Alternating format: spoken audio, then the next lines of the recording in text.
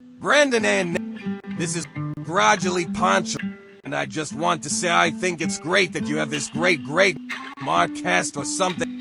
I'll read I am gradually Poncho, a fictional tortoise here to guide you through this journey.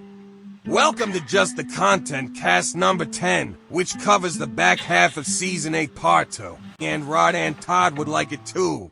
Welcome to season 8 part 2. First up, it's Season 8 episode 11.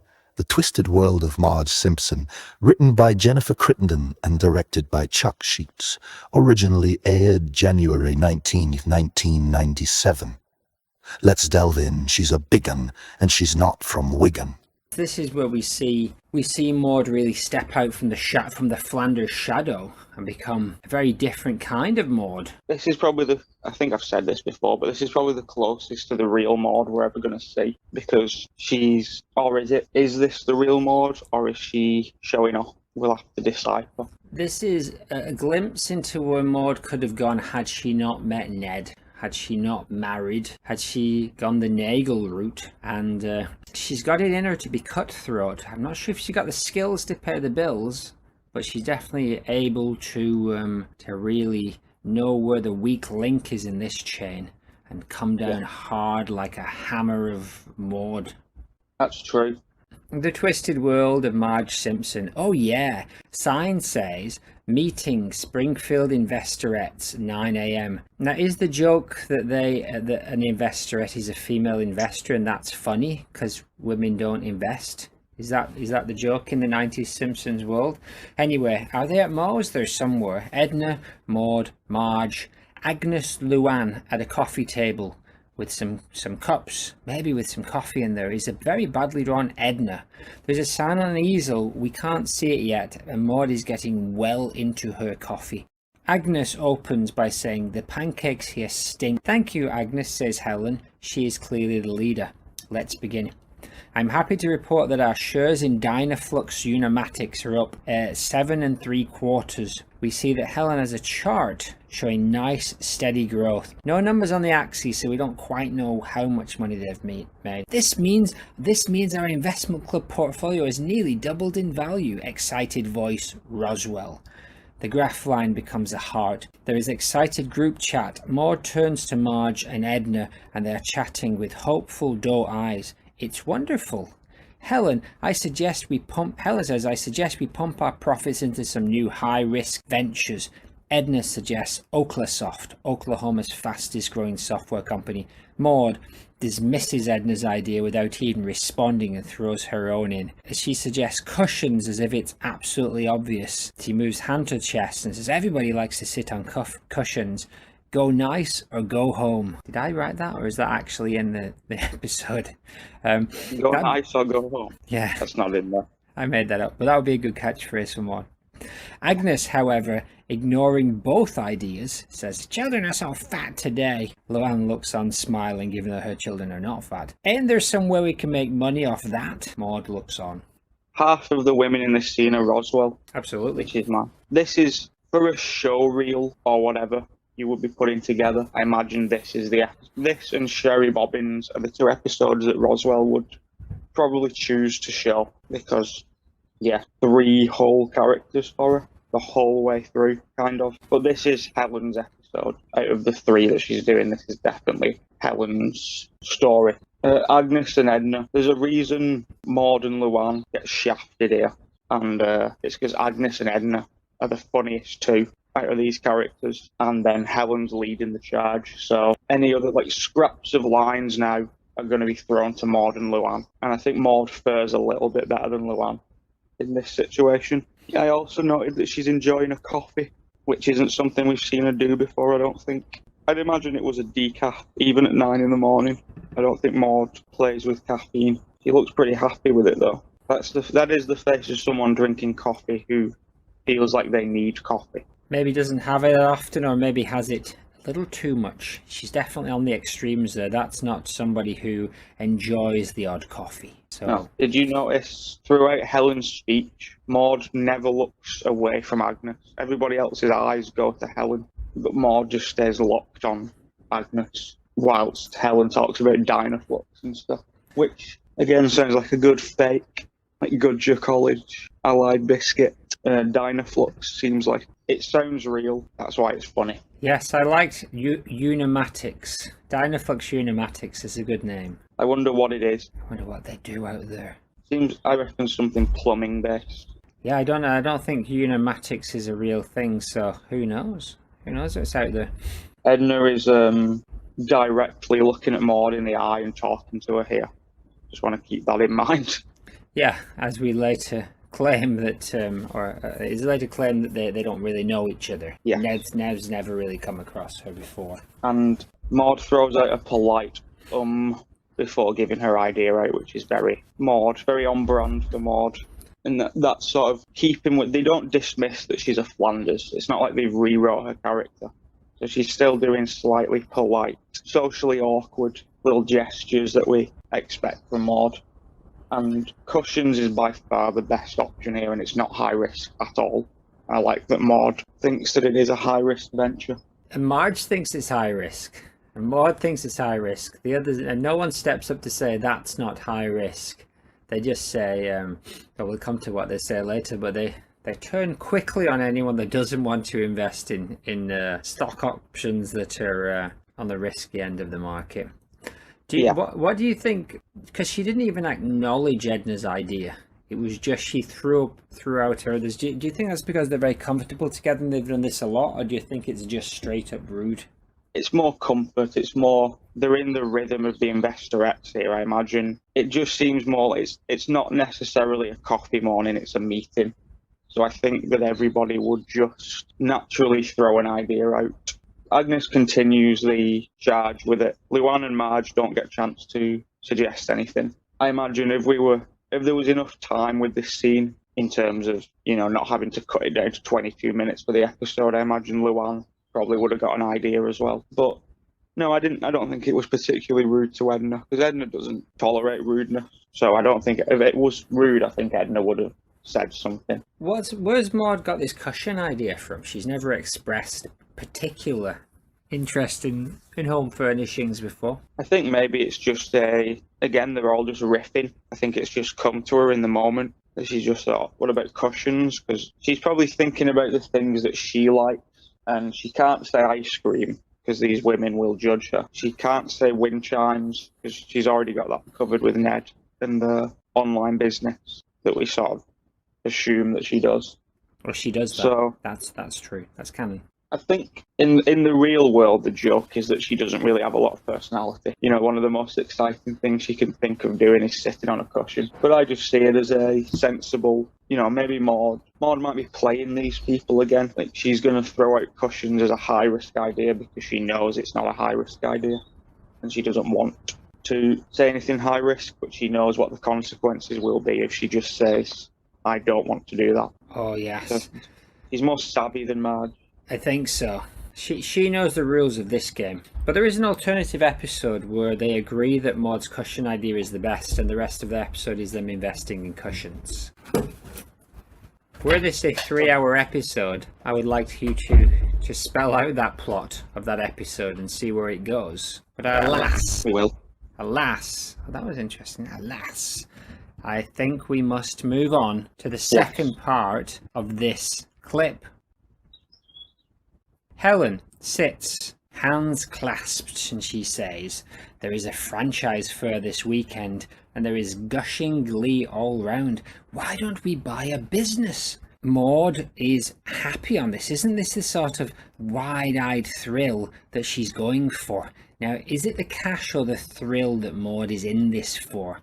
She makes eye contact with Edna, but then Marge, the buzzkill, steps up.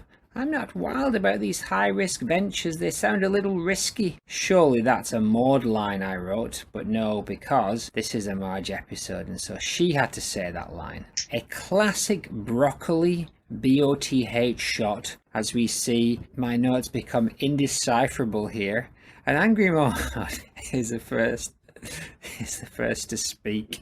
Marge's timidity is not welcomed in the group, and Maude, visibly angry, turns to her and says, "Oh, Marge, you're such a wet blanket." She stirs and she glurs as Edna steps up, If we'd listened to you, we wouldn't have sponsored that Mexican wrestler. And she holds up a poster of El Bombastico. And I'm really interested to hear of Maude's involvement in the El Bombastico tale. Agnes bangs the table, yet she still gets to share in all the profits. Maude turns and then glares disapprovingly to Edna. Is it fair? Says one of Roswell's four voices. I'm going to place it as Helen.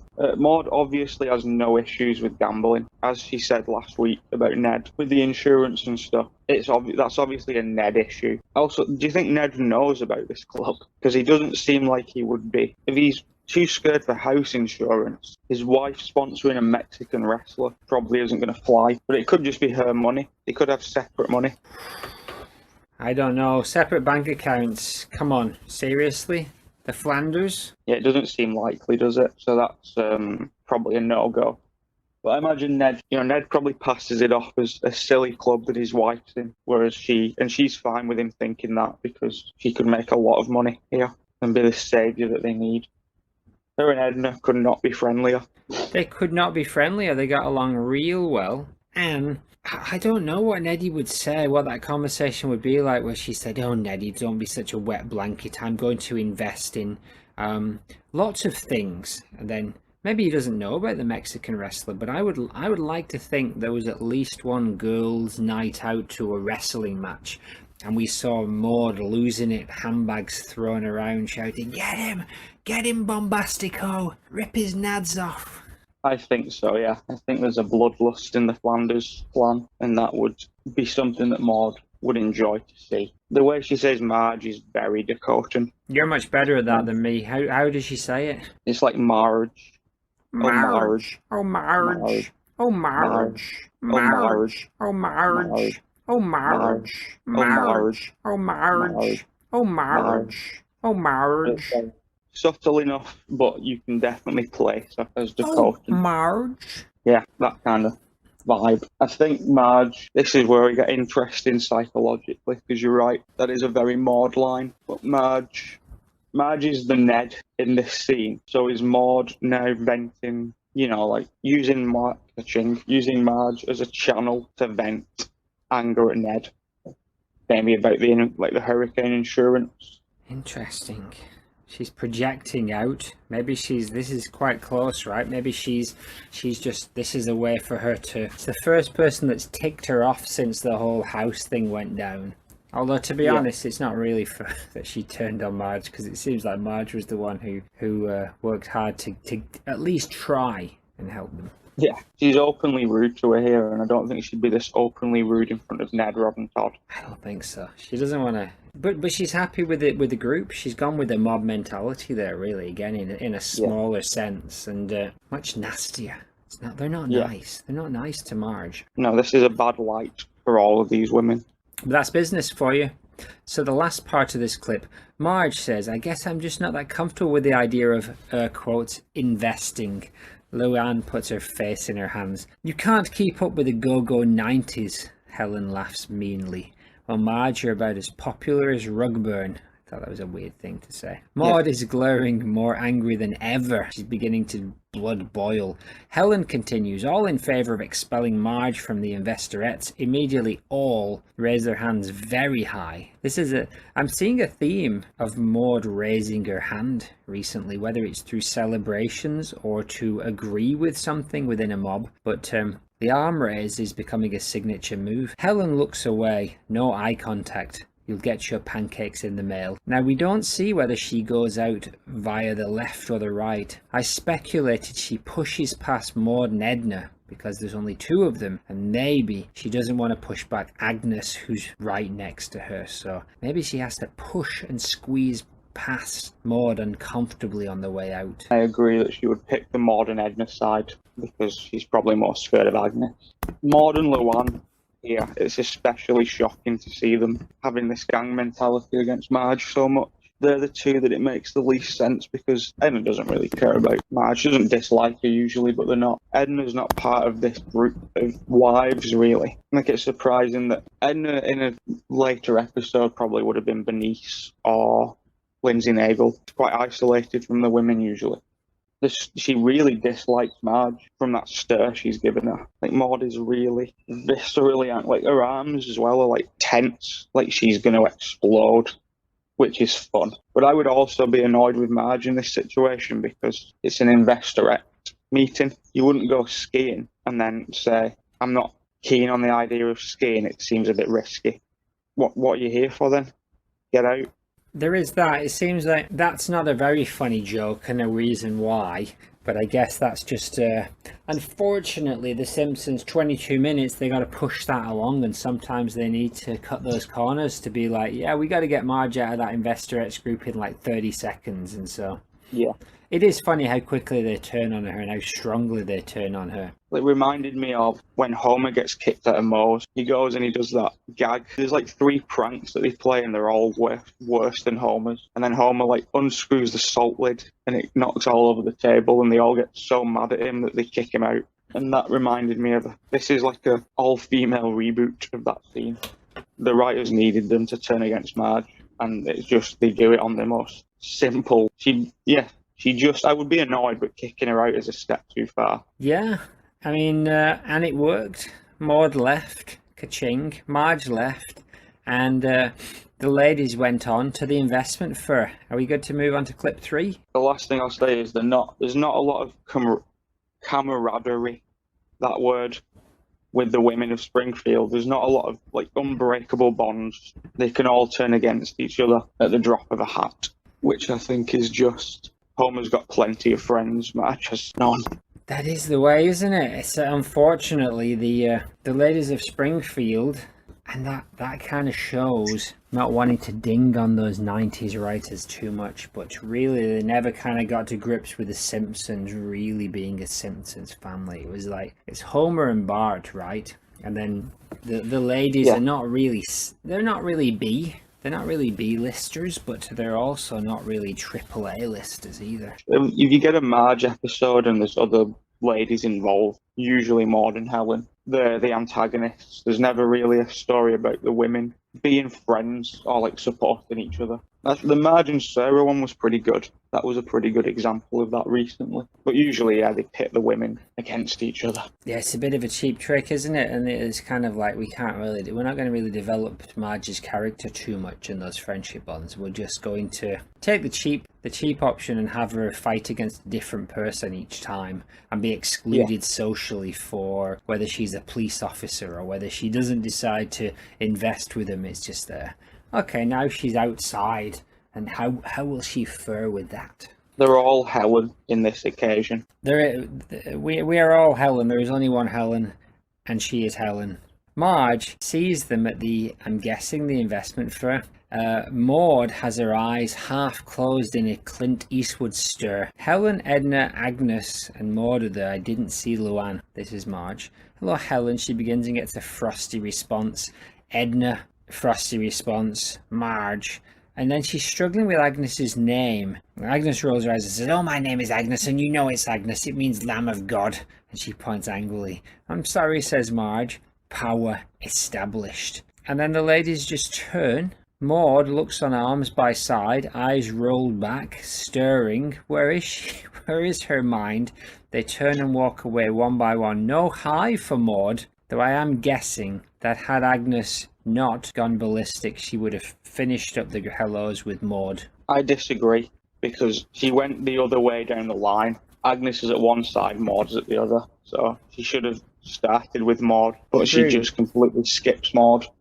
And there's no reason for these women to still be angry with Marge. There's no reason at all that they're this bitter and angry towards her. She left the group, that was it, it's done. Maude also doesn't greet Marge, so I think there was just a bit of spite on both sides with that. I think that's all that was. Out of those 4 women, Marge and Maude are the most comfortable, I would say, together. So they kind of get away with being more rude to each other a little bit, and it's sort of passing over and not being that weird. They live next door to each other, so I imagine there's plenty of times where they could greet each other and they don't. You know, Marge pulls up the car and Maude's doing some gardening, and maybe they give a nod. Maybe Marge looks the other way and pretends she's not seen Maude until she's in the house. Those kind of things that we'll never see because they shot her off the back of a stadium. crushed a skull. Yeah, maybe there's a lot of those stories where, you know, maybe somebody they rebuilt the fence, or maybe the branches of a tree were overhanging just by a few centimeters, and that was enough to start a feud between them. But we just never got to see that episode. We never got to see that go down. But yeah, maybe their closeness is what makes the rage last longer and harder. I do think she said Helen first just because Helen is the leader, but she should have gone to Maude next. I agree. Probably something to do with timing, and that's probably why Luann's not there. Could be. Maybe Luann's parking the car. Who knows? Shall we move her on there? I'd just like to say that Maude, again, fared better here than Luann, which was nice to see. That they're sort of dishing it out fairly over season 8. Luann's already had her moment in the sun, so Luann takes a back seat for this one, whilst Helen and Maude. Because Helen in the Luann episode didn't speak, so it's a nice, you know, they're balancing out the Roswells. That's good. Roswell, yeah, this time definitely a wise choice to be asking for more cash, or even to be allowed to just record from her home, which is now standard, industry standard. So she was blazing a trail and she paid for it. But we love you, Maggie. The ladies are at the investor fair, if you remember the investorettes. Edna, Luann, Agnes, Maude, is that it? That's the one. They're at a place called Flita Pita. It's a franchise. Carl's wandering around there too anyway. So Agnes, Edna, Helen and Maude, no Luann. Divorce issues? I question, but she does turn up later. Some light music is playing. Says Helen. Maude is hidden directly behind the saleswoman, as she likes to nuzzle in and get hidden. Well, I don't know about food from the Middle East. Isn't that whole area a little iffy? Says Helen, and Edna narrows her eyes. What does Maude think? We don't know. We can't see her. The all-American lass behind the counter laughs and says in a folksy manner, "Hey, I'm no geographer. Why don't we call it pocket bread?" Maude holds up the paper and says, what's tahini? And she replies, flavor sauce. Maude's pronunciation of tahini is floundering a little bit, but she seems okay. She seems to accept that answer. And I went on to SeriousEats.com. All you have to keep in mind is that tahini is just the pureed raw sesame seeds, while tahina or tahin is the prepared sauce. Edna says, what about falafel? And the lady says crunch patties. Helen, so we'd be selling foreign, and the woman cuts her off, speciality food. This is not her first rodeo. She hands a pita bread to them and says, here, try a Ben Franklin. Good scene, good fun scene. It doesn't surprise me at all from Helen. The rest of them wouldn't lead this charge, I don't think. They're more interested in knowing what the flavours are and stuff. Helen's the only one who's sort of flat out racist. She doesn't hold back. No, that's the Helen we've come to know. She says what Maude is probably thinking. It's the Helen we've come to know but not love. Yes. Helen is very despised in the Simpsons community. Where do you stand on her then? Do you despise her? No, I like Helen. I've always enjoyed Helen. Any Roswell character for me is a bonus. Yeah, no, I've never had any issues with Helen. You're supposed to dislike her. She does exactly what's on the tin. Maude here saying tahini is quite a good one. She says it like it's the first time she's ever said that word. It's more surprising for Edna to not know what a falafel is, given that she's a teacher.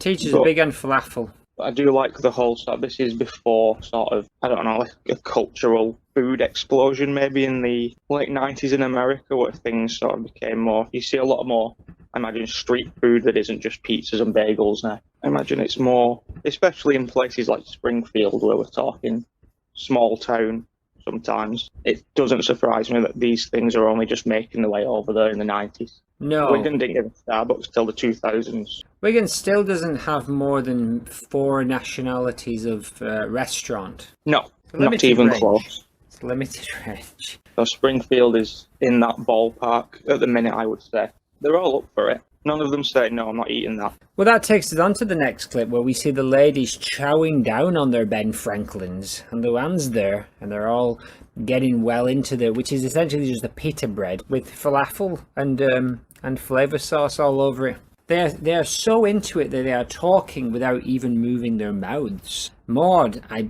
think I hear her say it's very good, but it's hard to tell because there's so much Roswell flying around. Marge looks on at them from a distance and says, Look at them. Yeah, they're all eating it. Luann is completely Maude in this scene. She just wanders in midway through and joins in. No questions asked. I imagine she's just been wandering around the fair on her own. Yeah, Luann seems like they put her in there, but couldn't really write enough stuff for all of them, so she just came and went as they. In fact, to be honest, there's not really a lot carrying all 5 of them. No, there's no need for them to be 5 of them. They could have easily had just the 4 of them and not had Luann, because I think she only speaks once, and she just stood next to them the entire time. Do you think it would have been even more fun if it had been a showdown between just 2 of them? I think they've sort of done that before, where it's just Maude and Helen versus Marge, so it's nice to throw in. Again, Agnes and Edna are the comedy characters in this. Good to throw them in. I'm thinking more of a Mr. Plow scenario. Maybe, but then we would have lost out on some Maude stuff, because it definitely would have been Marge and Helen. Yeah, probably. And there are some things... You see Helen a couple more times throughout this episode, but you don't see Maude again, or the Investorettes again till the end. So they kind of do it where, Helen's the leader of this group, so she's where Marge's anger is sort of predominantly focused. Ah, okay. She looks like she's enjoying the food. Well, this for us is another big win, because now we can add falafel, flavour sauce and pita bread to that list. Maybe she started making that, even though things went a little bit south after this. Maybe she retained her love for Middle Eastern food, and maybe she expanded, and there was a pita bread night every Thursday in the Flanders house. Possibly. There's also nothing to say that they don't remain invested with this company after this episode. Well, I didn't get all the context. I'm cut out during the fight scene, as we come to later, but they never mentioned it again. But then she's a dark horse. Maybe she took over and just had it ticking away in the background. I imagine they kept the contract with Fleet of Peter. Maybe there was falafel served at the wake. We'll keep our eye out. Falafel served at the wake. That's a good name for a metal album. Sounds like a mystery book written by a older lady. Or Ian Livingston. A choose your own adventure story. Falafel on the Murder Express. Exactly. Office Space. There are horns. The presenter with her legs shoulder width apart. Let's hear it for the newest members of the Fleet of Peter franchise. One of those circle paper things that they hold up in the circus is presented, and Maude bursts through the ring with the song I'm Feeling Good from my head to my feet being displayed. Yes, Patti LaBelle. Oh, is that Patti LaBelle song? Okay. Agnes, Luann, Edna, and as I've written, Helmet, but I think that's Helen. And they say they high-five Maude as they pass. Power, real fun. And Bart comes out. Woo, he jumps out. Maude seems okay with Bart joining their group. And they shout, we're number one. He shouts that we're number one. Agnes is glaring at him. But again, Maude does not seem fussed by this until a burly Peter Fleeter guy drags off Bart off the side, wearing a nice red and white outfit. Helmet, Agnes, Luann, and Ida, but you got Maude right, and that's all that matters. I took a lot of care over the Maude name. The other names I didn't type with quite as much accuracy. Lamb of God. I like this scene. It's another song. She's very animated here. This is like Bongo Maude again, with her arms thrown up. As you pointed out recently, I think there is a lot of arm throwing this season. But possibly every time we've seen her, she's thrown her arms into the air. So I wonder... I would say that there's been more arm throwing than non-arm throwing appearances this season, for sure. Definitely. The only one I can think of where she definitely didn't was the divorce. Editing, Nathan. She did. She threw them up when she said cornstarch to Ned. But yeah, so that's a weird trait that's come out of nowhere. Unless we just missed it for 38 episodes. She's first in this list. Did that strike you as odd? Yes, it struck me as odd in this clip and also in the next one that she took such a lead, given that this is Helen's kind of bag. I think it was just a logistical split in the lines, somewhat fairly, except for Luann. Helen's got a lot to do already, so I think instead of just giving Helen all the lines, they threw Maude a couple of bones, and she grabbed them and made a wish, and the wish came true. It's fun. I like that they all give each other a high five too. The only thing I would have changed in this scene is I would have put them in the Fleet of Peter outfit, like to show that they're a part of the team. And I do like Bart again. This isn't a Bart episode. How we said the divorce wasn't a Homer episode, so he can just show up for little gags. Yeah. That's sort of what Bart's doing here, and it's funny because I don't think we've seen Bart for a while at this point in the episode. So the fact that he's just somehow behind the scenes got involved to this point where they even know his name, I enjoyed. And yeah, Agnes definitely looks the most annoyed, but I think she always does. She could have a resting angry face. Yeah, I think generally she does. Even the figure of Agnes has an angry, shouting face. I believe that is all I have to say on that clip. Well, I'm interested in what went on between this scene and the next one, because it takes quite a dark turn, but you can fill me in on those points later. Facts, and here they are, gangsters. Fat Tony, and what are the other twos? What are the other twos called? Average Time Maude. Cut to the investorettes. It looks like Maude is rolling up her sleeves to fight. The others are in tow. Evil Maude, I ask. They storm over the lawn and say, well, if it isn't Marge Simpson, says Edna. Luann seems uninterested. The rest are angered. And her gangland cronies, they say. There seems to be a pretzel car behind them. Maude says, your goon squad certainly gave you the edge in the mobile snack business, pointing at Tony.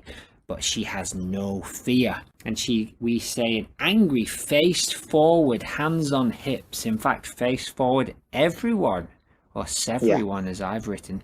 Leader is Maude, but I'm afraid we have outdone you once again. The group parts, and Maude presents Hiroshi and Yukio with 3 other Japanese men. She smiles and shows the 5 Yakuza. Horns sound, and Maude says, perhaps you've heard of the Yakuza. The men pull out throwing stars and knives, and she says, the poison fists of the Pacific Rim. There are nunchucks. The Japanese Mafia, says Maude. Agnes says, they'll kill you 5 times before you hit the ground. The gangsters face down the Yakuza. And we see a bird's eye Maude looking on. But the fight scene is cut. Tense. This scene wins 2 awards. One of them is just for me, as the face forward everyone is probably my favourite still of Maude from the entirety of 32 years, but only because you get Luann, Edna, Helen and Agnes in there too. So I would put that up there as one of my favourite, if not my favourite, image that we see. Second award, this is by far the longest she's ever spoken for. That is a lot of words and sentences that she makes, and what makes it even more bizarre is she's not talking about Jesus or the church, she's talking about the Japanese Mafia. Yeah, this whole scene feels very Laurie Goodman, but I think she's just at breaking point now because, not really Marge's fault, but yeah, the context is Marge opened a pretzel company, the pizza company started doing better. Again, you don't see Maude at any point. I think you see all 4 of the other women. We don't see Maude again. Homer feels bad for Marge, so he gets Fat Tony involved somehow, and they just start messing with all the other franchises. They definitely do something to Mole Man. They blow up the Peter van. I know that. So at this point now, Maude sat there thinking, Marge has blown up her van and made it impossible for them to make any money, which they sort of had coming from being so rude to her the entire time and kept saying, like, you called her a wet blanket before. Is this the actions of a wet blanket now? Literally exploding the van. Is this moribund? I looked up moribund in the dictionary. And next to it I saw Mr. Jake Mokem. I have plenty to say, but I keep forgetting it because I didn't make notes. Her face keeps changing. When they're walking over, after Helen and Edna have had their little line, they're walking and her face is like jiggling with anger. I think they all are. Yeah, like the lines under her eyes and everything, like, it's the most bongo I've seen her for a while in show. It's very bongo. She looks shattered as well. She's got big bags on her eyes. What's been going on in this interim? How long's it been? And what kind of ringer have these ladies been through? They sort of have, to me. Like, they've had the... If we're looking at this as it was a Maude episode, you know, she was a bit mean to Marge at the start, but she wasn't necessarily mean after that. She didn't even angrily say Marge's name like everybody else. She's just invested in this business that she wanted to invest in, and then Marge came along and made it impossible for her to carry on with it. So I think she is just shattered. Like, she's just, well, look at the point she's got to in her life. She's obviously looking for an extreme way out of this situation. an extreme way out of this snack-based conundrum. I don't know who of the 5 of them had this contact to the Yakuza. That's my question. That's the elephant in the room. It was Maude who introduced them. Maude has the most information on them as well. Maude knows the names. She explains what the Yakuza are. She even gives like a poetic sort of description of them. It's all very strange. I'm trying to place who would have possibly been her. There's definitely a middleman here. In my head, it's Ruth Powers. But Ruth quite likes Marge, so I don't know.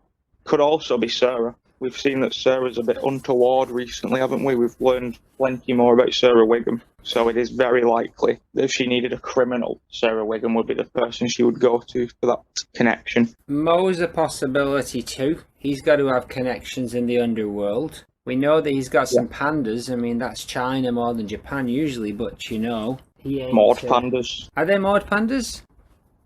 No. No. Just rhymes, so it's nice to say. But yeah, there is the option that he turned up the hoochiness for a little bit and, you know, flirted with Mo to get some contacts. That does sound like the kind of thing that might happen. I just wonder whether maybe she'll reveal that in her diary today. It seems like this kind of thing she might have written down. But who knows, maybe she focused more on the delicious taste of the flavour sauce. Maybe. She also, and I just like that this is her scene. This is her leading the charge. This is the most unlike Maude we've seen her so far. She's only needed one episode away from the niceness of Ned to get in touch with the Mafia. I don't know what the intention of, like, what does she want the Yakuza to do? She doesn't really explain what she's brought them there for. Is it just to combat the Mafia, or is it to actually inflict damage on the Simpson family too? I think it would have been a much more interesting scenario if Fat Honey wasn't there and the Mafia had simply just attacked the Simpsons. The Yakuza had simply just taken their martial arts to Homer's overweight body. And it gets everybody out of the scene too. This is one of those where they clearly didn't have an ending. No. So this is the last scene of the episode. Oh, okay, so it just fades out, the fight or whatever? No, it cuts week after week. The Mafia start fighting, and again, it does an aerial shot. All the women are gone. The Investorettes are gone. The Simpson family are still stood on the doorstep, but all the Investorettes have gone now. Yeah, it's left a lot of unanswered questions. It's strayed deeply into Family Guy territory, even before Family Guy was a twinkle in McFarlane's eye, our sponsor this week. Maybe that's why he sponsored this episode. I think it was only about a year away from existing. So maybe this is what pushed him over the edge, and he thought, listen, if the Simpsons are going to do this shit, I'm just going to write a TV show that's essentially a ridiculous parody of the Simpsons. Yeah, and again, we're sort of considering Maude is usually the character that we see like tied to continuity or like grounded in reality. Like the things that happen to Maude would happen to her in the real world. This is one of those examples that I don't see happening in the real world, where Maude would bow out of this situation a lot earlier. And I think it is just it's a mixing pot of spite for Marge, exhaustion, and knowing somebody who can, you know, easily bring the Yakuza to them. She's been pushed to the very edge. We don't really know why. I can only imagine late night crunching numbers has really pushed her to the very edge of sanity. And that is the end. But again, they've also just recently lost the house. A couple of weeks ago, the house was destroyed. Yeah. The Leftorium was ransacked, and now her new business has been exploded. So she is getting a little bit of the When Flanders Failed story in the background here, but she's handling it a lot better than Ned. She's handling it pretty well, but she has definitely, this season, not had an easy ride. No, normally she's done caring. She's done being the nice guy, I think. She's ready to have the Simpson family killed by the Japanese Mafia. She's got no D's left to give, even the baby one. Slit the baby one's throat and use them as a hat. Oh, good lord. We're taking a dark turn, and you know what? I think it's the right way to go. Got anything more to say on those clips, or are we moving on? No, that's it. This was one that I was heavily anticipating at the start of the Maudecast. It's nice to finally arrive. It's nice to tick it off our list. It's good that it coincided with our 40th episode too, Maude's longest line. Yeah. Following that, it's a sideshow Bob Spectacular with Season 8, Episode 16, Brother from Another Series, written by Ken Keeler and directed by Pete Michaels. Original air date February 23rd, 1997. Maris.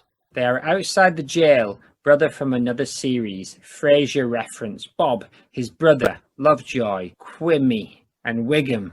Quimby. They are the Avengers. Come out of Springfield prison. There is a classic BOTH shot, and Maude has a placard. Lenny is holding one that says, "You're making a mistakes." Maude's sign seems to say, "Ban the Bob." And I wondered whether, as that is a pun on the anti-nuclear, the anti-atomic signs of the 70s, is she pro-nuclear or anti? Powers, Ruth Powers is fuming. Mo, Carl, and tiny Maude. I'm guessing she's tiny because she's behind Mo, but Mo's not that big, and it appears like she's either crouching down or something else. Skinner's there, and what's Van Houten's dad's called? Kirk. This is a long one, so stop me when you've had enough. Martin's dad is there, and he has a sign saying "Crime yes, criminals no," which I was puzzled by. And Marge says, "How can you even think of releasing Bob?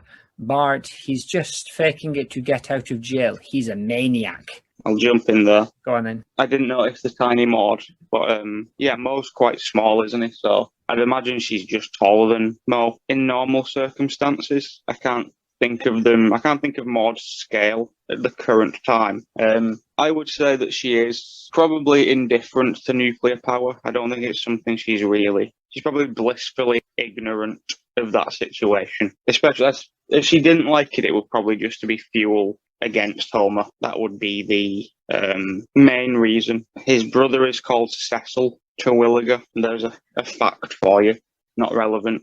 It makes sense that she would go to this, given that we haven't seen Bob since the Cape Fear thing, but there was another episode where he did try and blow up all of Springfield with an atomic bomb, and Maude wasn't present, but she must be aware of that, and I'm thinking that's why she doesn't want him out now. That makes a lot of sense, and her sign, which is a play on "Ban the Bomb," makes a lot of sense too in that context. So she knows. She keeps her ear to the ground. We never see Maude reading like a Springfield Gazette or any newspaper or watching local news very much, although they were watching it when the Leftorium was looted. Do you think she keeps her ear to the ground on local news? Yeah, probably. I imagine she gets most of it word of mouth wise, probably from Helen. But I don't think she keeps up on Springfield comings and goings. I think she's not that bothered. She's probably more likely to check in on the township news, as she isn't there, so she can keep, close to her history. Yeah, I think so. And I'd like to know who informs her of these things. But the thing is, in most places, if a madman had tried to set off an atomic bomb, then that would be big news for many, many years. But in Springfield, it's almost as if every week something wacky and zany like that happens. So who knows what impact that actually had on the town. Exactly. And I don't think Maude would exactly be completely anti-Bob,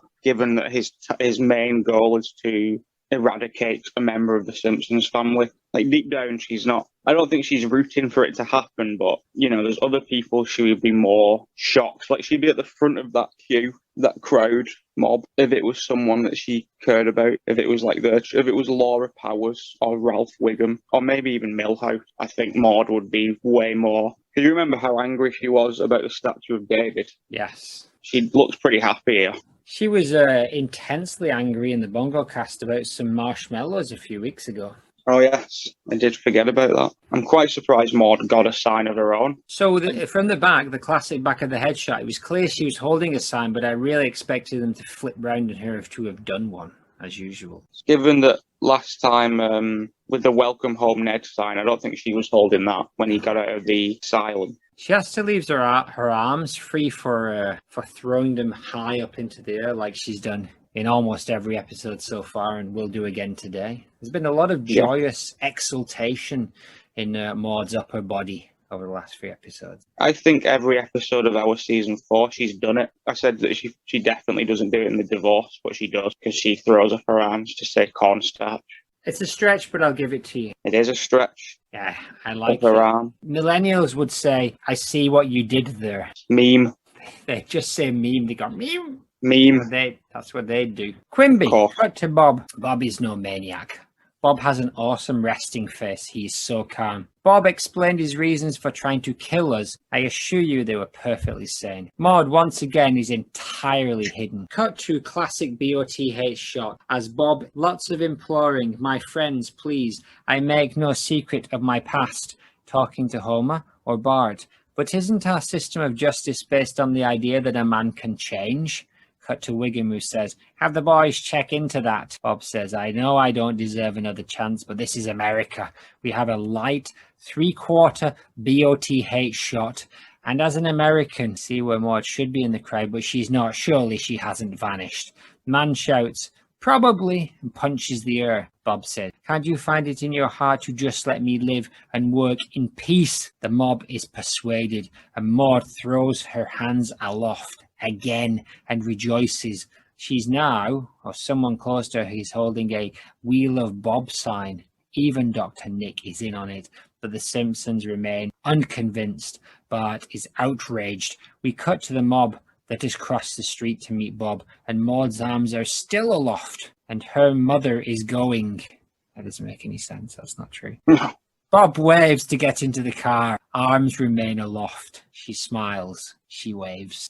Here's another good example of her flipping on a dime. Just the easiness of the mob in Springfield is always a source of entertainment. And she's a big part of that mob for the first, 11 seasons or whatever. As much as she's a Flanders and she's a Dakotan, she is definitely a resident of Springfield. She has the traits that you need to be a resident of Springfield, that she was flippant. Because I think she was probably ready to do this anyway. She probably brought the positive Bob signs. Because she, as we've just said, I don't think she's particularly anti-Bob. I think she's doing what she's doing for show. So that's the last we see of Maude in that episode, then, I believe. Bob goes off to do some murdering or whatever, probably fails to kill Bart in a number of hilarious ways. Next up, we have Season 8, Episode 17. My Sister, My Sitter, written by Dan Greeny and directed by Jim Reardon, originally aired 2nd March 1997. Tyre and Sudden, the twin cities of the Holy Land, held prisoner by militants of some sort. You betcha. My sister, Lovecraft is in the pulpit. No, his name's Lovejoy, right? Lovejoy is in the pulpit. He's reading an ad from Lisa Simpson who says, anyone in need of a reliable and affordable babysitter should contact Lisa Simpson. Mention the topic of today's sermon and get $1 off. He's really selling it. Cut to shot of church. Maude's squashed face, again next to Martin's dad. She does have a squashed face, especially there in that green grab. She's got a big sort of doe eyes, though. Like her eyes are sort of shockingly wide or large, considering the rest of the head. Her hair isn't too broccoli-ish here, it's quite flat. Ned comes to Homer's door. What's the ribbon thing he's wearing, I asked. Ned says, Homer, I got a fuzzy of a burr's problem. Pushes his glasses up. Maude and her mother were visiting Tyre and Sidon, the twin cities of the Holy Land. They must have kneeled in the wrong place and prayed to the wrong god. They're being held by militants of some sort. Homer says, militants, eh? Well, if I was you, I'd kick their asses. Hoodly doodly, says Ned. The embassy says it's just a routine hostage taking. But I gotta drive to Capital City and fill out some forms to get him out. Could you possibly watch the kids tonight? Homer says, well, Ned, I'd really love to want to help you, Flanders, but Marge was taken prisoner in the Holy Land. Lisa comes in and shouts, I'll babysit. Great Homer stuff here again. We're back in. Homer's not got a central role. Season 8's quite good for that. It explores a lot of other characters that aren't Homer and Bart. Marge gets a decent few episodes. Lisa gets some of the best episodes. The townspeople come out of it all right as well, especially Neddy. But yeah, I do like the Homer just repeats. He just doesn't care. He's just not bothered about Maude. There's no remote shock or concern for Maude, and he's not willing to even help Ned, like in the most minimal way. Considering that all he has to do is open the door for Rod and Todd, Marge will do all the other stuff, and he just actively decides to say, no, I'm not going to help. I think that thing he's wearing is just a little, isn't it just that Christian fish? Sideways, though. Something going on there. And also, he doesn't wear it any other time, right? No, unless it's something to do with, like a token for safety. How you can buy, at Japanese shrines, you can buy, like, what's the word I'm looking for? Oh, yeah, like a You know, trinket. yeah, and it stops you having, like, car crashes. A goodwill thing. Maybe Lucky it's a... charm. Yeah, this is our biggest off-screen adventure. So we're in full spectral speculations here, really, aren't we? She's definitely confirmed to be on holiday with Marilyn here, visiting the Twin Cities of the Holy Land, which I still don't know where that is. I'm just going to assume it's in Jerusalem. Tyrant's side on the ancient cities of Phoenicia. They are mentioned several times in the Old and New Testament. They are currently port cities located in modern Lebanon. Lebanon is in the Middle East, but it is not wherever you just said. It is not in Israel. It is in Lebanon, which is next to Syria. Is this a pilgrimage? Is this something that is done like Lourdes? Or is this just a really obscure place for Maude and her mother to want to visit? It's definitely a biblical reference, but I'm not quite sure exactly what they're referring to. What god could they have possibly been praying to? Well, their god, I imagine. But this being the Lebanon, that's probably not massively welcomed. Well, that's where I'm confused, because again, yeah, you'd assume that she's going on this trip as a religious thing, but it seems like it's not the correct religion. Lebanon is it does have a Christian population, but it is predominantly Muslim. The Christian population is still about almost 30% of Lebanon. So I think it's an uninformed jab by somebody who just knew those names from the Bible. Or maybe it's an informed jab by someone who's very knowledgeable about the Middle East and its political situation. I'm going to make the assumption this was Marilyn's idea, not Maude's. They just got on a plane and flew to the Middle East and started visiting all of the sites they'd read in the Bible. It could be that. It sounded like from when we last saw Marilyn, from when Ned went crazy and Maude went back to the township, Marilyn was talking about returning to Springfield with Maude, so maybe they didn't do that, but they decided to take this trip as a compromise, and it obviously all went completely incorrectly for them. Yeah. I wonder how much prisoner they were held. What's the scale of, like, were they just in a dark basement? Were they kept in a nice little cafe drinking tea while they waited for the paperwork to be filled in? Were there bags and ropes? Were they waterboarded? I think they were just threatened with waterboarding. I don't think it got to that point, because and I think that would go a little bit like this. I'm not gonna do that. I can act that out. You can act that out in your own head, people. Or maybe, who knows, maybe in Maude's diary today she'll give an intricate account of being fake waterboarded. Maybe, I imagine they were both willing to cooperate, so it never needed to get to the point where they were waterboarded. Yeah, they probably didn't know very much, right? So those militants, they really only needed to keep them, and then they get the paperwork filled in, and whatever cash Ned or the US government had to give them. I got the implication that it wasn't just those two taken hostage, like they were part of a group of hostages. That's why the government were involved, rather than, just sort of the local police, I imagine. Yeah, I mean, and I'm not sure if the local police are the kind of people that do get involved in any Middle Eastern hostage situations, but this isn't some amateur homemade hostage negotiation. This is done on a governmental level. Regardless of what it is resolved very, very quickly. It is, assuming that the next clip, which is in the same episode, happens that evening, which it seems to suggest that it happens within a few hours. Not only is Maude released, she's back as if nothing happened within a few Earth hours, which kind of suggests maybe something a little bit more covert and dodgy was going on. Maybe Ned didn't have all the information. I do think it's several days later. It's the same episode, but time has definitely passed, because Lisa's been building up a babysitting business for a while, and it's sort of escalated to this point. I do think some time has passed, but it is the same episode, so not that much time has passed. I'd say at the most 6 or 7 days. Yeah, that's still enough, right? I think that's enough time for her to get back, yeah. I mean, it depends if she was really in the Lebanon and if she really made her own way back, all covered in rags and regretting even going there in the first place. Or who knows, maybe she turned on some charm and brought a few people over to her side. Perhaps. Let's not underestimate Maud's power of persuasion where the good Lord is involved. She could have made friends for life, for all we know. She could have got Stockholm Syndrome and then used that Stockholm Syndrome to save some souls. Maybe it's like reverse Stockholm Syndrome, where one of the kidnappers became somewhat endeared to Maude and wanted to stay in touch for life advice and the like. That certainly would be a thing, and I imagine on the internet there are many examples of RSS, as we will come to know, reverse Stockholm Syndrome. Clip 4, or do you want to remain on this massive nugget chunk for a little while longer? I think we've covered the speculations we need to. We know where she's gone. We know why she's been taken hostage. But outside of that, it's up to us to decide, which is nice. It is indeed. Clip 4, same show.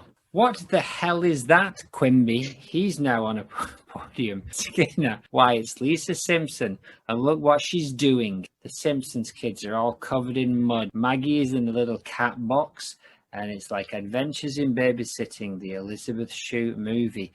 Bart is unconscious and he has a big bump on his head. Cut to Maude. Next to Lenny. She's murdered her brother, says Maude, very concerned. Hands go to face. Lenny says, and she's trying to dump the body in a harbour. And Otto says, well, duh. A strange trio of lines. I think this is only in here for us to see that Maude, like a brief resolution to that. I think that's why she got a line, to sort of show you that she got back okay. Because I don't think they can't have forgotten in that. Fair enough if it was a different episode, but they won't have forgotten if it's within the same episode because they will have done read-throughs and redrafts and all kinds of stuff. So they will have known that they've already said once in this episode that Maude's been taken hostage, and then they've chosen to give her a line later. And I think that is just to say, look, she's okay for now. Fan service. That's what we're after. Although it would be more Maudish to just not see her for 3 or 4 episodes now and then just be back. But the context is pretty simple this week. Lisa was babysitting Bart and he was bad. And I think she ended up accidentally hurting him. So she's trying to get him to the hospital and it's just, again, all going very incorrectly. Again, Maude is the first one to jump on dumping on the Simpsons family. Like, she's the one to just instantly assume that Lisa has killed Bart. There isn't any other option here. These kids are monsters and they're the murderers. They are indeed. And I, for one, do not applaud that. Not at all. She looks I quite like the angles and stuff here. I don't know what it is. Maybe it's the lighting. But there's something about it I enjoy. It's fun to see that she's doing okay. And that, things didn't go too badly for her. Yeah. I don't know who's looking after Rod and Todd now, because, to be fair, we don't see Ned, I don't think, here. So it's possible that Ned was just like, you need a night. For all the shenanigans, maybe you need a night away. You should hang out with. Why don't you go to the boardwalk opening with Lenny and Otto? Sounds good. That's what I'd say. That's what I'd hope for if I was a Ned fan. I'd hope that he was showing that kind of love that Maude showed for him just a few weeks ago when the house was destroyed, and she stood by him and helped him, and by the looks of it, forced him to get some insurance. Season 8 has been by far Maude's worst season in terms of things that have happened to her. It won't be her worst season, but it's her worst one so far. It's all relative. Season 11, you got to think that at the very least, that's not good. It certainly isn't.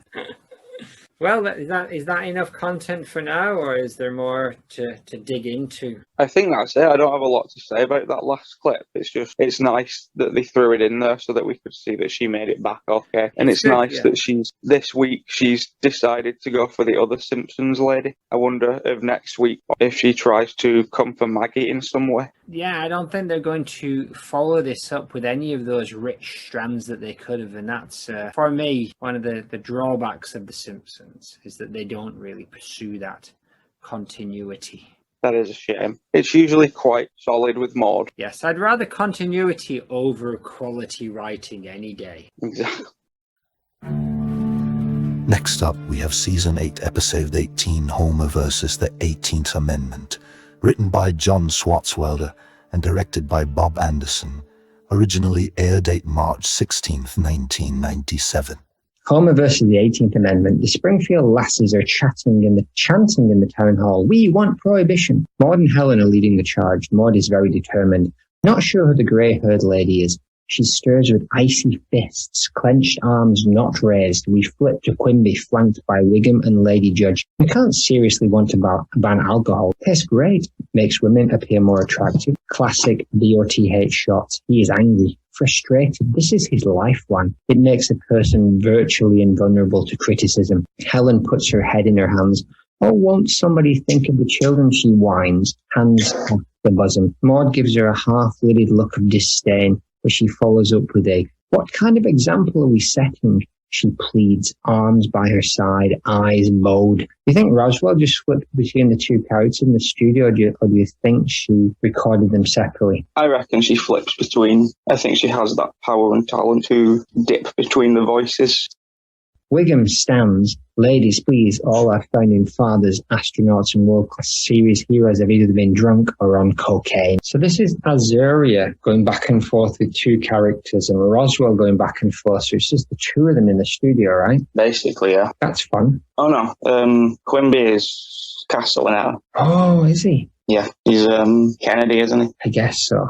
He's just got the JFK voice, but with a Homer tone. Twinger Homer. What do you make of this scene? He looks very angry. He looks, for an issue that isn't particularly at the core of her values, she looks very angry. It is nice to see her being proactive and demanding instead of this isn't the sheepish neighbour that we know or usually see. This is a woman who is ready to get what she wants. Standing up for herself, she's getting in there, she's taking the lead, which is pretty splendid. But yeah. You know, we've discussed in the past whether or not she was a bit of a drinker herself. What do you think is she hiding her drink behind as she stands up on her ivory tower, or is she coming forth and saying, I was once a drinks lady like you, but I saw the light? I have three ideas for that I will come to in the last clip as a sort of summary, but that is one of them. We know we had a sort of cider trajectory last season. Prior to that, no, I don't think we had any inkling that she might have been drinking anything, but after the cider, it sort of made it slightly more believable. She looks sick of Helen. When Helen does her old think of the children bit, Maude shoots her a look that she would normally shoot Homer or Neddy if he was being particularly irritating. She just looks. That is a recurring theme as well. Maude always seems to kind of gym people instead of the camera. She'll sort of, not more of an Angela kind of look than a Jim, I would say, actually. Yeah. Gives her that look, doesn't she? Like at the corner of her eye, although I think that's where she's dismissing Diamond Joe, but she gives a very similar look. It's like an eye roll without any rolling. Who the hell are all these women? Why didn't they bring in some of the actual women friends, lady friends of Springfield? I'm not sure. I've noted that it looks like an early season crowd because they're all faceless characters. That the woman with the shawl, like the old lady, might possibly be the librarian, but she's on a scale where she's so minor, even I can't place her. There isn't a lot of other women it would make sense to put in here, other than there's a few in a later scene that you see that kind of make sense, but there isn't really any other women who would. Edna wouldn't support this. Agnes probably wouldn't. Luann will come back to, but there isn't really any. Patty and Selma aren't going to be there. Cashmere's not going to be there. Hoover's not going to be there. So it kind of makes sense that it seems like they've logically thought about it for once, and they realise that they have the next closest person in this room would be Maude, or the most likely other person. Yeah. But I don't think they could be bothered pushing that story. They just wanted it to be like a silly Homer story. They didn't want a conflict within the family, I don't think. I think this is one of those that could go either way, right? So the thing is that on a good day, Marge might think, yes, actually, there's some good in banning this drink, and she'd get on board with Helen and Maude. But the story seems to be that Maude and Helen are always one or two steps further down that moral line than she is. And it kind of depends where they are. And I think they're right in the middle. They just fall on the side of banning it, and Marge is just on the side of keeping it alive, and that's just enough. But when the bridge is burned, they double down on what they got. Yeah, it makes more sense with Marge as well, because she's always going to be a Simpson. So it's easy with Marge and Lisa. It is easy to put them into those roles, and it makes sense because they want to keep the whole. They are still a Simpson. They're still a member of this family. Yeah, There wouldn't be a reason for Helen or Maude to not be in that scene if they needed. I don't know why it specifically has to be women. I don't know why Ned and Lovejoy wouldn't have also been on board Prohibition, because you don't see them drinking. I just assumed there was a reason why there were all the females leading it. So was there no actual story reason? Not to my recollection. I'm just assuming the implication is that the mothers are worried, but it is very 90s. No reason that Ned and Tim especially couldn't have been there also fighting this cause. Only 90s men didn't think of the children. My last note is her response to Quimby is more calm and dignified than Helen. Like, she knows that's going to get more done. But it's a bit hypocritical of a woman who secretly gorges tubs of ice cream and hires the Japanese Mafia to deal with the neighbours, to Nerdy saying, what kind of an example are we setting? A little bit rich, really, isn't it? Yeah, the ice cream's forgivable because it's in secret, but that happened in front of her neighbour's children, and Rod and Todd could have just been at the window too. That was just out in the open villainy. And this is literally 3 episodes later for her, and she's back to thinking that she's something. You think she let herself off for all of that stuff, where kind of they were mean and excluded Marge from the investor club? And in canon, she got Marge sent to prison, and there was the sort of rudeness with the statue of David and the rudeness when she was a policewoman. I think in Maud's mind, though, all of those, Maud is still in the right. Yeah, I don't think she feels guilt. She feels guilt for a lot of things, but I don't think she feels guilt at all for the Yakuza situation. For the things she's actually done. I think needs must would be the way she would phrase it in her head. She was threatened with the mob, so she brought the Yakuza. It was a response rather than an attack in her head, so I don't think she feels any guilt for that. But I do think she feels guilt for other things. I just think when it comes to Marge, she's always going to think she's right. What do you think one of the things she feels guilty is for? Probably the ice cream. Really? There's probably been moments where she's sort of maybe snapped at Rod and Todd, like with the vegetables. She was the one who said, do you think we were too hard on him? So I think that she feels the correct amount of... she must like shame, because Ned chooses to mention it on her one memorial. Joy of shame. But I also think that you think she feels an intense pressure to be a good parent, and that's why she goes along with Helen's schmaltzy wine. I don't think she feels pressure to be a good parent. I think she thinks she is a good parent. Other people are the problem. Like, outside influences are what she tries to control. But in terms of her own parenting, I don't think she feels any stress or guilt or pressure. I think she's just maternal. And who are we to judge her? That's for a vengeful God to do at some point. Yeah. They are in the mayor's chamber. Diamond Joe is reading a law. Well, I'll be damned, he said. Darned. Can't say damned on American TV.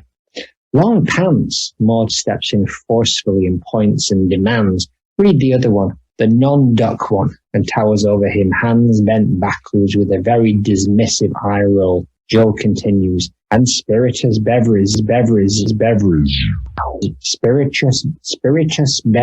are hereby prohibited under penalty of catapult.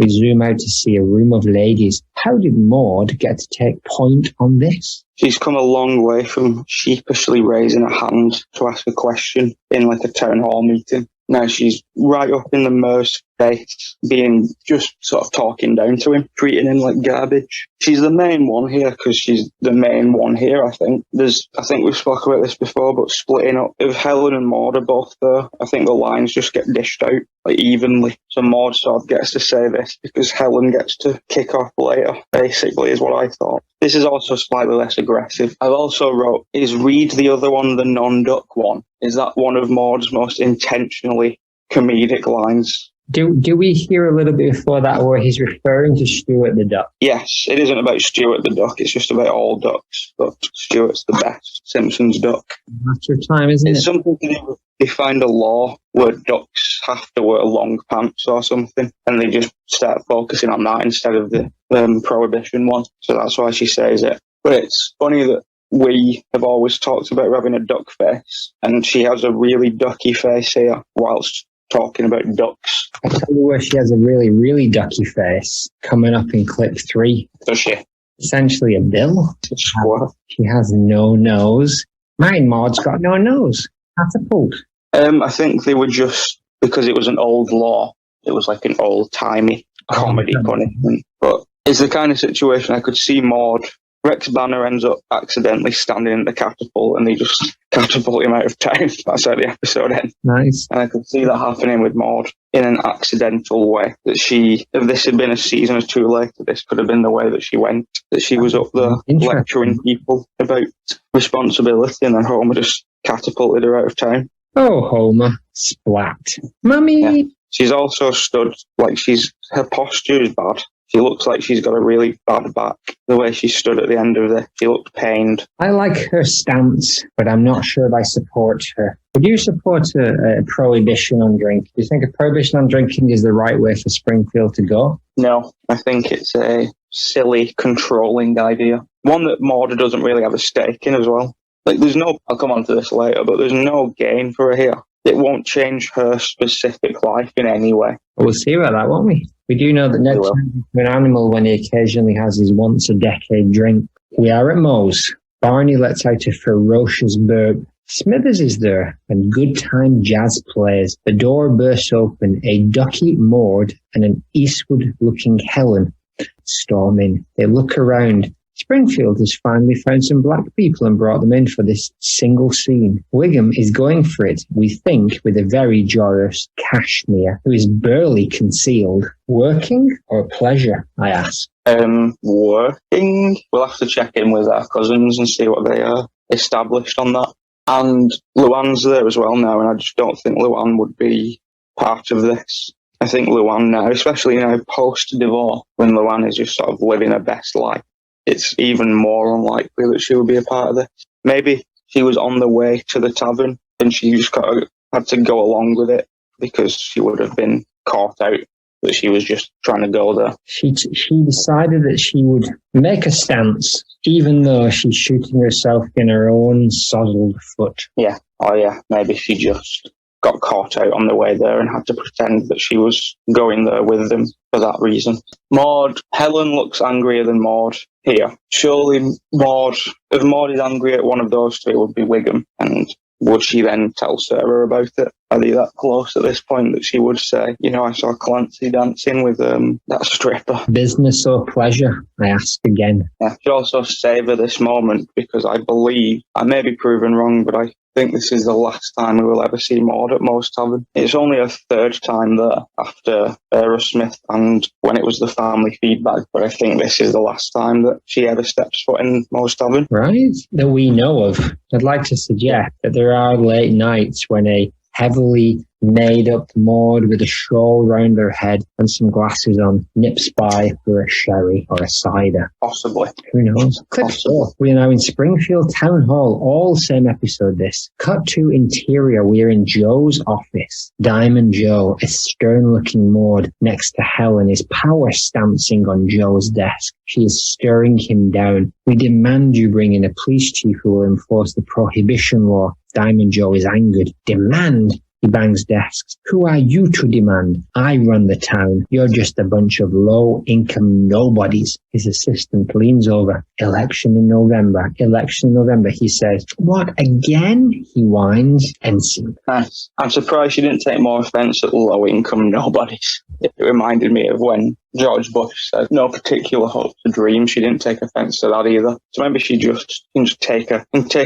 hit, take a low blow like that, and it doesn't rile her up. She probably thinks he means somebody else anyway. I think so. I think she's thinking he doesn't mean me. She doesn't. You don't know me. I also wrote, Christ, she looks stern and loveless in every single clip that we've seen for this premiere episode. There isn't any joy in her face in any of these clips. Is that because she's on a mission? She is very dedicated to her missions. Yeah, she's very driven and sort of characterless in this one. She is there because she's needed. She's not there to fill up the background. And it's not like, we'll get the occasional episode where they'll think, well, what would Maude say? When, we're directly with the Flanders and stuff. But this isn't one of those episodes. This is just Maude serving a script purpose and serving it wonderfully. I do think in the 60s, the nosy neighbour, the person who represents the goodness of the town or the busybody was a staple, right? And there is a place for Maude playing that kind of character, but you don't see that anymore so much in sitcoms. It's kind of fallen out of favour. Too overdone. And also, yeah, that over the fence conversation doesn't really exist anymore, does it? Not since we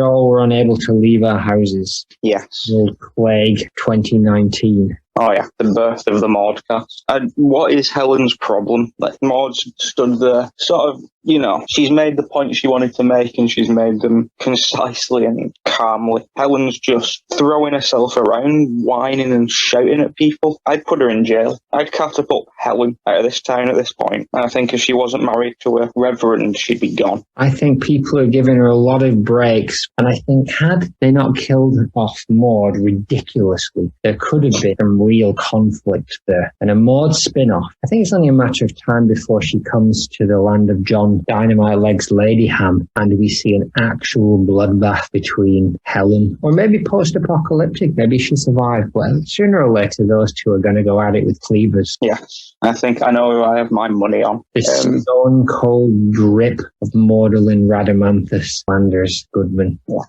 This is her loudest season 8. The Moral Citizens Brigade, or that sort of faction of people, have made a lot of changes this season. We had the burlesque house, and then the women caused Margie's business to sort of fail and put a stop to that.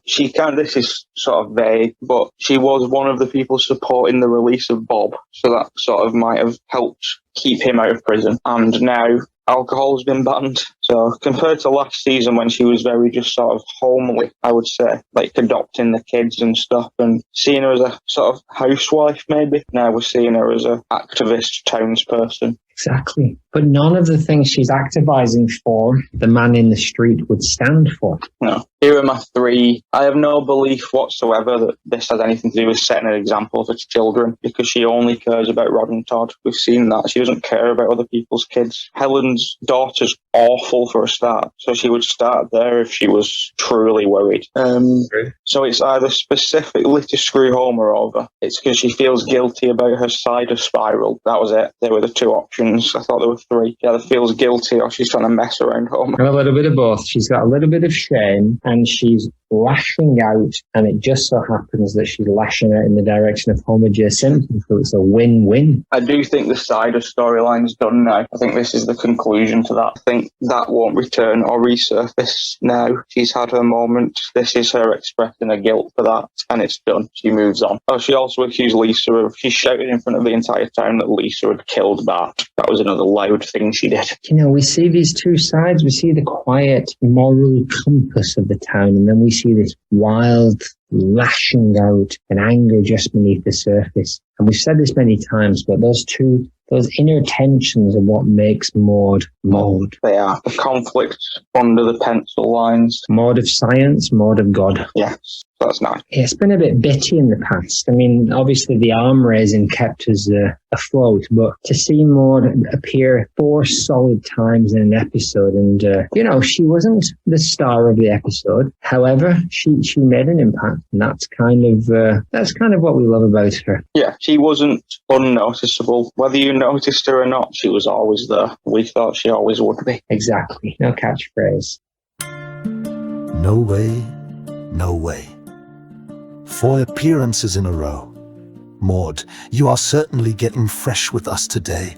It's Season 8, Episode 19, Grade School Confidential, written by Rachel Polido and directed by Susie Dieter. Originally aired 6th April 1997. Sex Cauldron. Grade School Confidential. There are some people waiting outside Springfield Elementary. It is early evening. Skinner emerges from the door and states, "I have a bomb," opens his jacket to show he has something strapped to his torso. There is a collective gasp. We pan across the stunned crowd from behind Seymour's head to see Maude stood next to Dr. Nick. Maude has her hands clasped like she's crunching her knuckles. She is slack-jawed and motionless. We cut to Wigan with binoculars, who says, "Hey, wait a minute. Those are hot dogs. I'm a hot dog. And then Chalmers says, what kind of man wears I'm a hot dog? She looks mildly shocked at this apparent bomb threat, but I don't think she believes it. I think she's more concerned for the well-being of Skinner's sanity. I don't believe that she thinks he's come out strapped up to a bomb, but she is obviously, you can see from her expression, there is concern there. Do you think she's concerned just because he's a human man, or because she has some particular concern for Seymour Skinner? She has a vague relationship with Skinner, that he was part of the burlesque house taking down. He was part of that original. He joined the original sort of foursome in that situation. So I think she's just maybe vaguely concerned that he's lost his mind, or that a bomb threat at a school is probably in most situations going to get you some jail time. Yes, it'd be interesting to see if he manages to wangle out of this one simply because there was no bomb. Only meat products strapped to his body. But still, why are there so many people hanging out outside the school? Skinner and Edna have locked themselves in, and it becomes like Brockman gets there and does like a news report, and then people just start showing up to see how it turns out. Ned does not appear to be there. I did notice that he wasn't in the vague vicinity, but I didn't think about the idea that he wasn't there at all. That's interesting. I couldn't tell you why. Considering this is a crowd shot, it's nice that they have clasped Maud's hands in a characteristic way. Yeah. Do you think it's just a coincidence she stood next to Dr. Nick? Yes. Why wouldn't it be? She moves around quite a lot.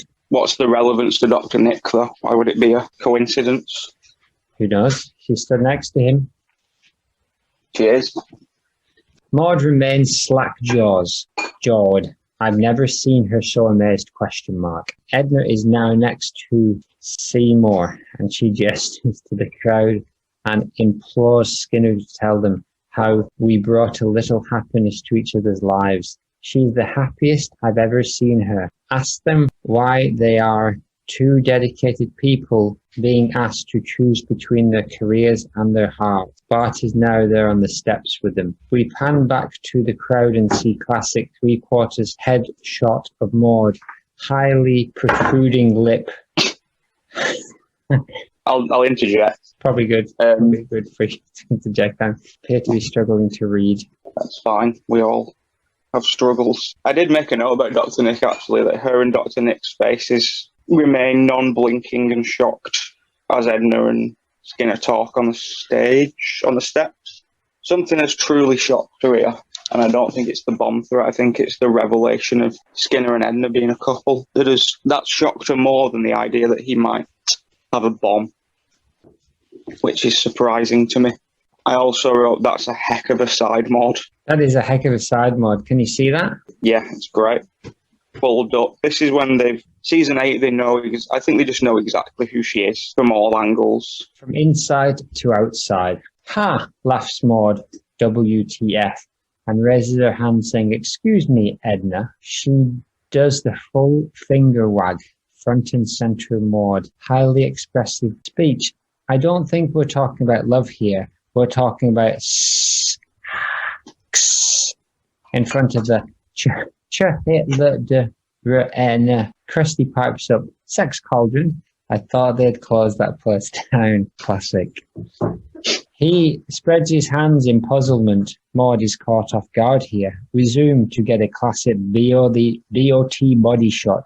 Her arms are folded and she stands center. Skinner, what are you people talking about? Nice. You see, you pulled it back to the back half of the clip. Her arms are up, first note. Her arm is thrown right up in that season 8 tradition. But she's still very polite. I think we're seeing a Maude with more confidence than we've ever seen before in season 8. And here she is demonstrating that for a second time, just shouting out her opinion in front of the entire town. She's joined the ranks of the Springfield mobbers, I would say at this point, as a prominent speaker. But she's still Maude-esque in her approach. She still says, excuse me, and puts her hand up like you do in school to ask a question. Kind of, but she doesn't wait to be asked. And I think the excuse me is not a real excuse me. I think it's more like, well, excuse me. There's still an air of politeness to it, even if it's very, very judgmental and rude. Turns out that she isn't willing to give Skinner and Edna the same pass she gave Homer and Marge, whereas she was willing to let a vengeful God judge them. She's just doing it herself for Skinner and Edna. Edna must have a terrible, terrible memory, is what I've written. We're obviously going to come back to this at some point. But yeah, she's named her. She says her name. They have a direct interaction where they're looking at each other. So let's keep that in our back pocket. I think this is probably Maud's most famous. This is where you see her the most on the internet, because this is quite used as a meme, and she is like center of the screen. But it's kind of a jip, really, because it's Krusty who is saying the funny thing.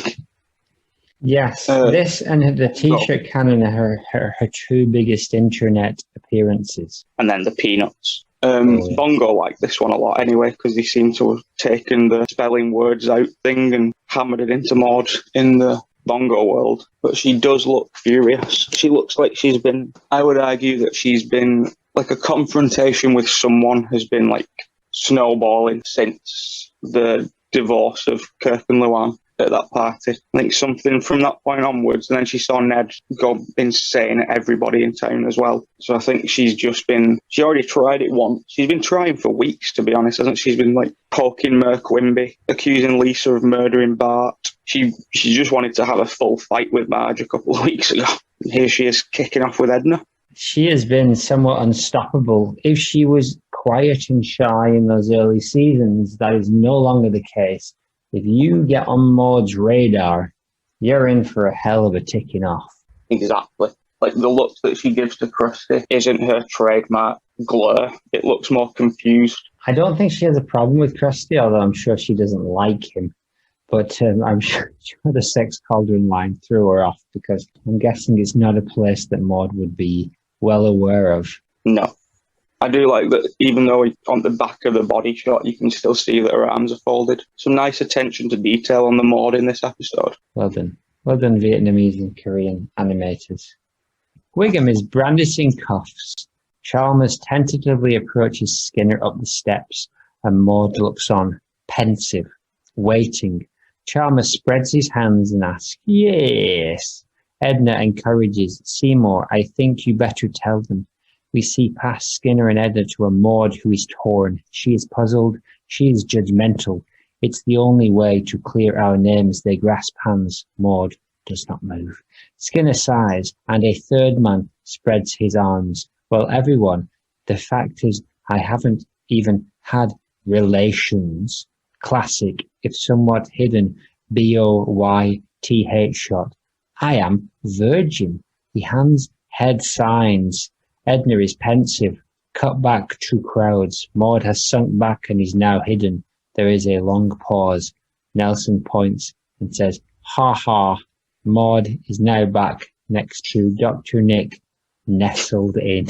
Yeah, this is a good one. Have you seen her stance at the start of this clip? She's got like one hand on her stomach and one hand on her hip. It's very strange. Didn't notice that. She does seem invested in whatever Skinner and Edna have to say for themselves, but so does everybody else. But Maude is the only person in this crowd to have called them out so far. Maude and Chalmers teaming up as if she was the assistant superintendent. We all know that can't be the case. It can't be the case. He already has a large, Oxen-esque assistant. Yeah. Sadly, Wiggum here goes from being a policeman to a thief because he robs us of our Maude reaction. Is that for a weak segue? Well done. She does appear to be... Charlie stood next to her from the power plant, and he seems to be looking at Maude and responding with like a chuckle and a gasp. So perhaps she was talking to Charlie. Do you think the crowd is on her side? Until this point, yes. Now I think Skinner's just won them over with pity. Ha ha, indeed. Yes, but this is a solid episode. This is another Nedless Maude appearance that I didn't click onto, actually. She's very independent this season as well. And really standing up for her beliefs and not letting anyone get in her way. Man, woman, child, animal, or vegetable. At this point, adult women-wise, I would say you're looking at Marge, Edna, Patty Selma, and then Maude, I would think. She's in the top 5 of women at this point on the show, which is interesting because she's always still a minor character, but here she is in the top 5, yet still remains figureless. Figureless and cashless, with Roswell paying her own bus for weekly. And troubles are brewing. Yeah, I made this point before, but as season 8's gone on, it became more and more apparent why she asked for more money. A tiny amount. Maggie, yeah, we're on your side. You did the right thing. Hopefully that family in Lithuania, spoiler, will look after you. And to wrap things up, our Maudey's last season 8 appearance comes in episode 22, In Marge We Trust, written by Dominic Carey and directed by Stephen Dean Moore, originally aired April 27th, 1997. In Marge We Trust, Ned is calling Lovejoy. Is it a flashback? Because his hair is long and it seems like oldie times. Helen is doing something on the stove. Ned, I think I might be coveting my own wife. What does he mean, I ask? I also asked that question. Yeah, this is a flashback. This is sort of our first Lovejoy episode, and you get a little bit of a flashback to him arriving in town. And this is where you get the deleted scene where Jasper hands him like the keys to the church or whatever. He's sort of really enthusiastic, and he's got his guitar, and he says something when Ned comes in. He says like, "Oh, sit down and like jam with me, brother." And then within weeks of just consistent phone calls of like weak things like this, I might be coveting my own wife. There's one where he says like I swallowed a toothpick or something, and hardly an ecumenical matter. It's grating on Helen as well. I debated whether or not to leave this in, but it is about her, so I thought I would. It did make me think maybe this is specifically why they push the Homer and Maude thing so much, because not only is it like the trope, but it's also breaking a commandment, which would be a no-go for Ned. He covets and then kills her, Homer. So there's 2. There's 2 out of 10. I don't know how Ned could covet Maude, but it is nice that that's his issue with her. Too covetous. Well, yeah. He maybe loves her too much is the problem that relationship has. Until the day that she kisses the cement. Yes. And even her sending him out to his post-apocalyptic death did not waver that love. Exactly. In Marge We Trust also. It is early morning. The birds are singing. We get a CBOTB shot as Tiny Maud walks up to the Simpsons house and rings the doorbell. Marge answers. "Oh, good morning, Maud." "Good morning, Marge," she says, pensive, waiting, goof face, but works well against the pink sky. "Oh, did your husband come home last night?" "Of course he did," says Maud Simpson. Marge Simpson, ka-ching. Really? It's been a while.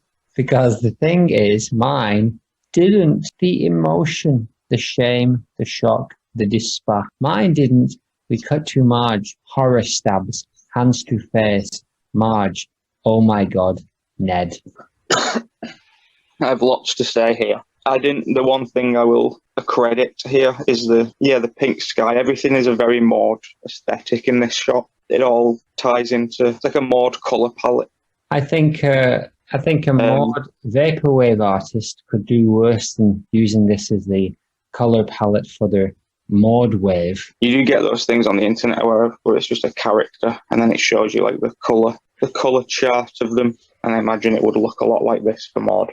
Dainty but quick footsteps. I like the noise is very, I don't know, they're just sort of nailing the character this season, or particularly this episode for us. Whoever's done these 2 episodes, it probably should look at before I do this, but good job you 2 and the directors and all the animators all over the world, but prominently Asia.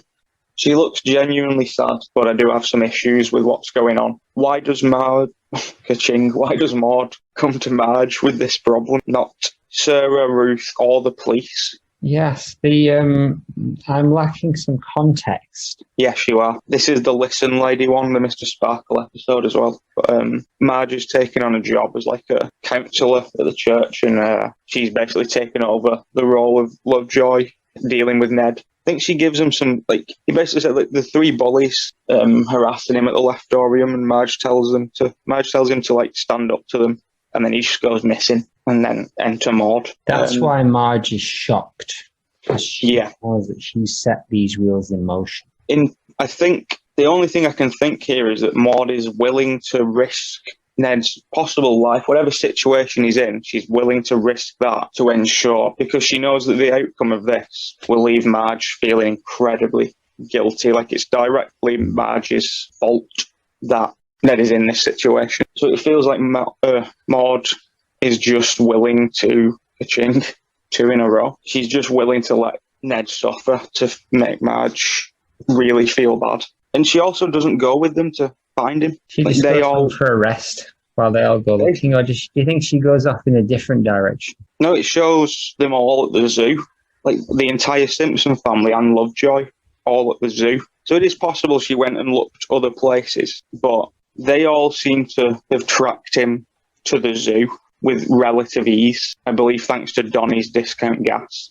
And Maude, yeah, she's either back in bed or, she's had 24 hours here to eat ice cream in a secret room, so maybe she's just doing that. And I think that maybe Marge is leading the other group, and that's why they all went with her. So Marge and Maude went to look. It's just that Maude doesn't have a posse. I'm quite sorry. Did I hear that right? What the fuck did you just say? Maude doesn't have a posse. Oh, a posse with an please continue. She doesn't have an entourage. Maybe. It's almost a reverse of the actual situation that kills her. Maud's kind of setting it up here for Marge to be responsible for Ned's death. And the reality was Ned accidentally set Maude up to be killed by Homer by not going for the hot dogs himself. Was in this case, was Ned shot by a pants cannon? He was not. That would have been much better. I think he's attacked by baboons. Oh. Well, does Maude then turn up at the zoo? Do they phone her on their cell phones and say, Maude, he's at the zoo, and she runs there just in time? Off camera, maybe. Not to our knowledge. We don't know how the reunion plays out here, similarly to how we don't know how Ned rescued Maude from kidnapping some weeks ago. I take issue to how she delivers the line. Why would you phrase it this way? Why would she not say, Ned's gone missing? Why did she make it like a bit? Give me more information on that. In what sense? It's like if I wanted to tell you that my dog had died, I wouldn't say to you, is your dog alive? And if you say yes, I would say, oh, well, mine isn't. I would just tell you. And that's sort of how she delivers this. She's like, oh, is your husband okay? Yes. Mine isn't. Why would she not just say, I don't know where Ned is, Marge. Could you please help me? I assume this was similar to the Las Vegas things where they'd headed off together, although I'm sure they did that secretly. And so I thought Maude thought that Homer and Ned were together. Otherwise, yes, it is a very weird set of choices. There's just a mysterious earth to her in this scene. I don't know what's going on in that orange broccoli head of hers. Marge, are your toes non-gangrenous? Yes. It's a weird way to phrase things, isn't it? How about those pictures? They are very good. What can you see here? Sadness. In 3 different ways. I can see despair. I can see sadness. What's happening in that third picture on the right there? Is that shame? It sort of looks, like guilt or embarrassment. But yeah, it's just a good trilogy of images. The first one is very despair, like panic. The middle one is sort of like realization, and the third one is shame. Similar to the Maude art we saw last week when a German artist had a picture of the faces of Maude. Now these Vietnamese and Korean artists have done very much the same, but in a much higher definition. It's quite a good definition for season 8. It is. Clip 6, Frog Maude. Everyone is shocked except Maude is sitting there like Chang, hands clasped in lap. She is sat next to Lenny and Carl. Ned is now next to her. Lovejoy is at the altar. He shouts, the spinning locomotive through a sea of inhuman fangs. A pair of great apes rose up at me, but biff bam, I sent them flying like 2 hairy footballs. Great delivery from Lovejoy. This is a solid episode. We're in the season where they're not just doing Krusty, Moe and Ned, they're looking at Lovejoy and other characters. But I noted that I think this is the most enthralled I've ever seen her, especially in church, but just in general. She's hanging on his every word here. She wants to know. And Lovejoy's telling the story here of how he rescued Ned. So she's she's sort of idolizing him. Is she coveting him?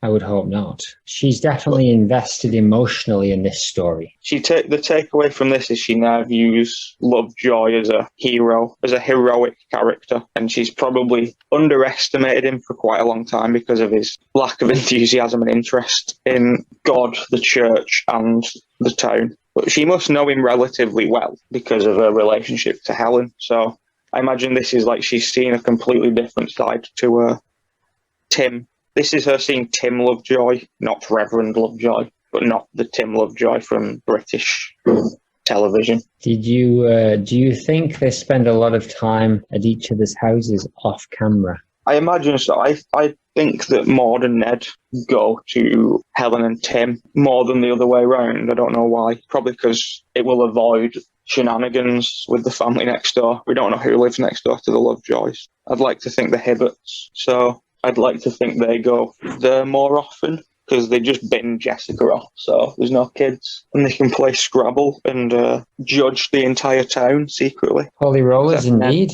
Yes. Probably not, though. What do you make of this tiny Maude with her tiny hair? It's good. Her nose is very dainty. There's a look of childlike wonder on her face. Yeah, that was my Chang. That I thought she looked like Chang from Community at times. He does that face. This sort of childlike wonderment over things that aren't particularly wondrous. But she looks like someone you'd expect this from Bart, who doesn't enjoy church. And this is one of those times where, he's hearing a story about a baboon attack. So I imagine Bart would look like this. But Maude likes church. And like you said, everybody else is more shocked. She's like, I don't know, she's just got a look of admiration about her. Like, I think this is a big turning point for Maude and Tim. And we don't think she saw it. No, she wasn't there. As far as we know, off camera. Well, there we go. A good episode all around. Two different episodes. A whole host of Maude standing up for herself and making her opinions known. Well, that about wraps her up. Have a fantastic evening or morning or whatever the hell you feel like.